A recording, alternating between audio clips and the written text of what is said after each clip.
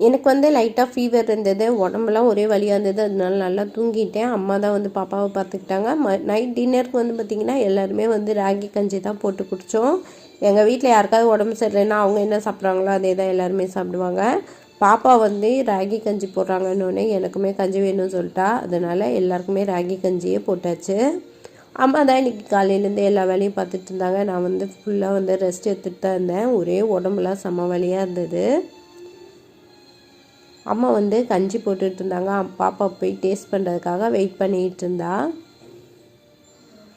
ஒரு வழியாக அம்மா வந்து கஞ்சியும் போட்டாச்சு. இதில் பால் சேர்த்துட்டு ஆஃப் பண்ணிவிட்டு சூடாக வந்து குடிக்க வேண்டியதான். இன்றைக்கி டின்னருக்கு எல்லாருமே சூப்பராக வந்து கஞ்சி குடிச்சிட்டு ரிலாக்ஸாக உட்காந்து பேசிகிட்டு இருந்தோம். 2 நாளைக்கு முன்னாடி வந்து பார்த்திங்கன்னா நான் வந்து அமேசானில் கண்டெய்னர்ஸ்லாம் ஆர்டர் போட்டிருந்தேன். அது வந்து டெலிவரி பண்ணியிருந்தாங்க. அது வந்து பார்த்திங்கன்னா சூப்பராக இருந்தது. டிரான்ஸ்பரண்ட்டான இது தான், ஆனால் வந்து சூப்பராக இருந்தது. ஏன்னா வந்து வீட்டில் யாராவது வந்து கெஸ்ட் யூஸ் பண்ணுறாங்க அப்படின்னா டிரான்ஸ்பரண்ட்டாக இருந்தால் அதில் என்ன ப்ராடக்ட் இருக்குது அப்படின்னு சொல்லிட்டு பார்த்துட்டு அவங்க யூஸ் பண்ணிக்கலாம். அதனால தான் நான் இந்த மாதிரி வந்து கண்டெய்னர்ஸ் வாங்கியிருந்தேன். நம்ம வீட்டில் இருந்த பழைய டப்பா எல்லாமே உடஞ்சி போச்சு. அதனால தான் புதுசு வாங்கியிருக்கேன்.